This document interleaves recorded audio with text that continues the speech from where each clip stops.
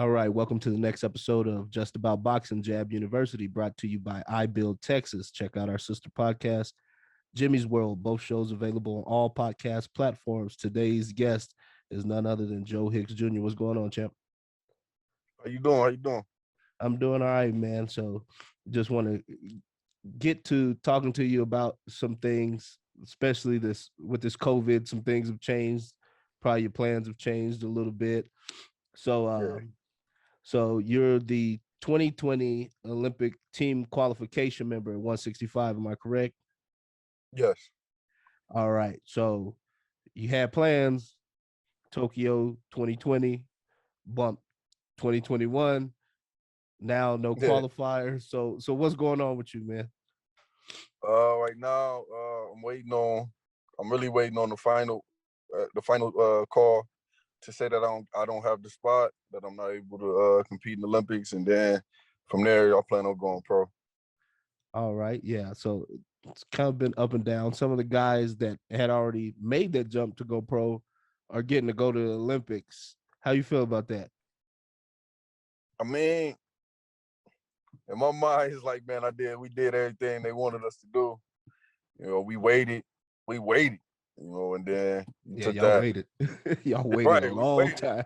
And Yeah. y'all took that, you take that away and give it to somebody that didn't wait. And then there's some people that didn't even make top two in the weight class that get the spot, at the trials. I mean, no, hats off to them because they did earn it, because in their previous international tournaments they did well in, but at the time that it really mattered, they weren't the guys. And Yeah. So COVID put a real wrench in a lot of plans for a lot of people. And so you said whether you get the would you if you get this call, yes or no, you're going pro. You've been contacted by some promoters and managers and whatnot. uh, Dave McWaters, Split T, Okay. that's my guy. Right? Yeah, Oh, I believe in like that. that's what's up, man. He got a big stable, Tiafimo and all those guys, man. Split T's doing big things. Shout out to them. So, how long ago did you start boxing? How old were you? I started at 19. 19. So you pretty much a late starter in the boxing game. Yeah, real late. Yeah, you came from other sports. Pretty much just everything from the streets. I go outside, play football. You go outside, play basketball. Somebody got some gloves. Y'all go outside, y'all box. And so what got you into boxing was like what made me you go, man, I should go in the gym and see if I put these hands on these people. Well, so in the street, like street fighting, I never took a loss street fighting. Boxing was something that my dad he was in love with, and everybody used to tell me how he wanted me to be a boxer. So my dad passed, and the first time I stepped in the gym, I felt this presence there. So you felt right at home with the gloves on. Yeah.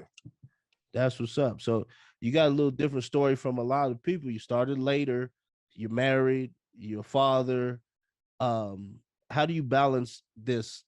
Because you're a big time amateur now, soon to be a big time pro. How do you balance the boxing and the family aspect of things? What I love about my family is I have a boxing family. So my wife, before she was pregnant, she was ranked number 3 in the country at 119. And my daughter, every since car seat, she was in the gym. And now she asked me, like, we went on the family vacation. She like, Daddy, we're not going to the gym. So I'm like now she loves the gym. So it's something that we can do together. And then speaking over these years you've been boxing now, like you ever have a fight or an opponent where you're just like, man, I hate fighting this dude. It's just hard, or is it awkward, or anybody in particular come to mind? Um, Awkward. Let me give me a second to think about that one. Yeah. Um, not really because it's awkward or hard. Because I had so much respect for him. One person I hated fighting was Troy Isley. Okay. That Yeah. guy, I had respect for him. So before I even became ranked, he was, I watched him and I was like, oh, I like this kid.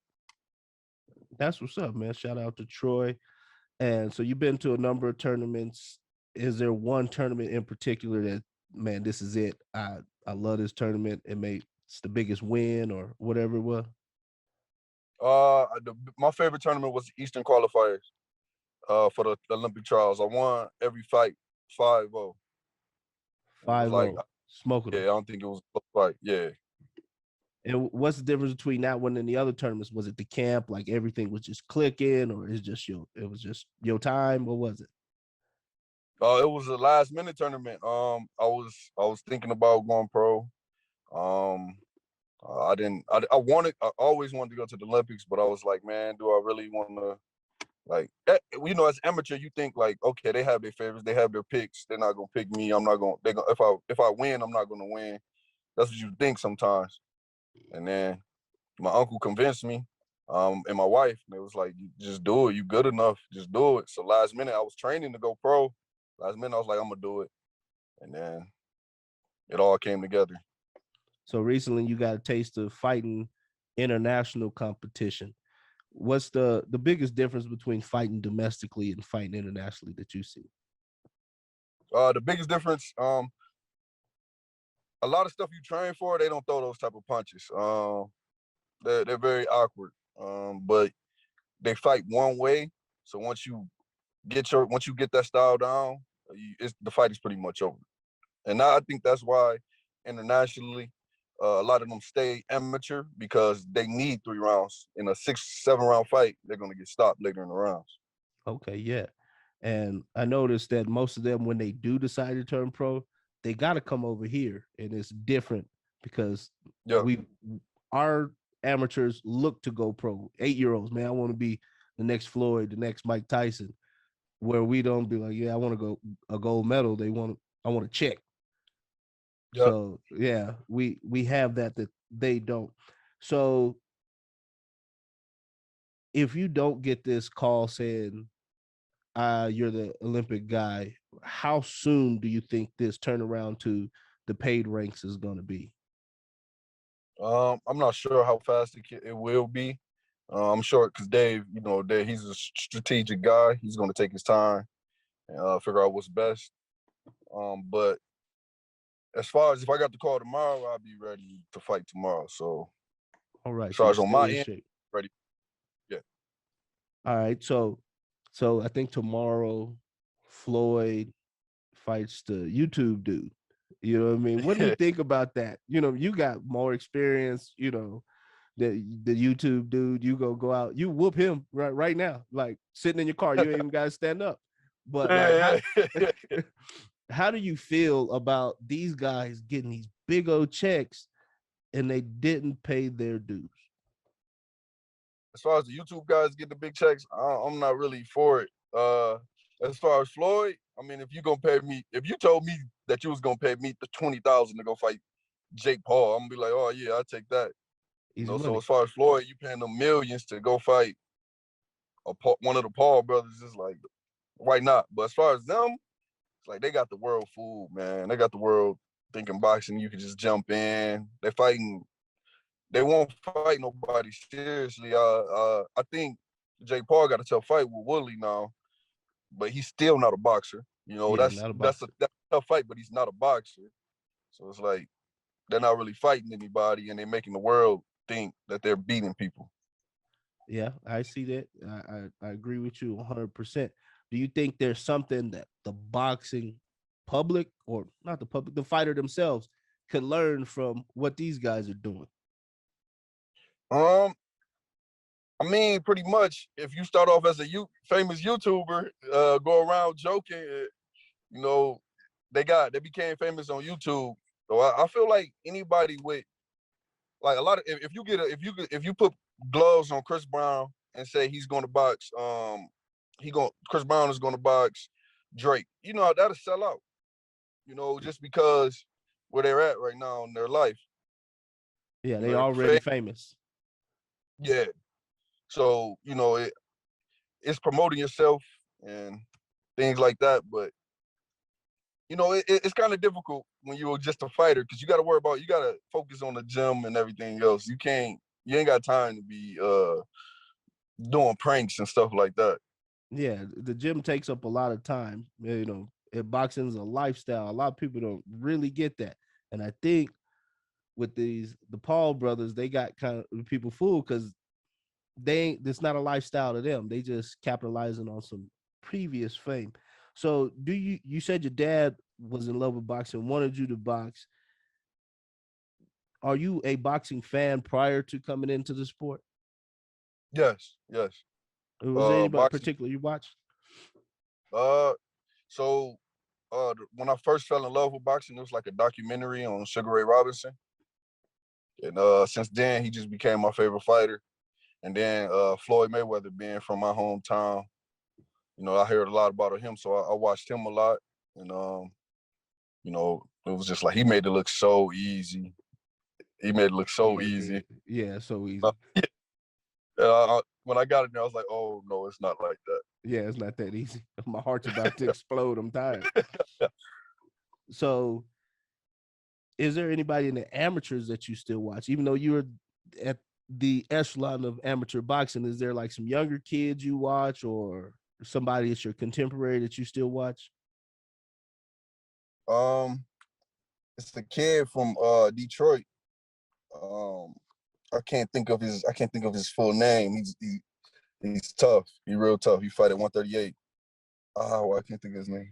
Is it Dixon? His last name is Dixon. Ferris He real Dixon. he, Yeah. he real nice. Yeah. Oh yeah, he's real. That dude's real Yeah, nice. yeah. Yeah. I like him a lot. That's one of my favorite young fighters to watch.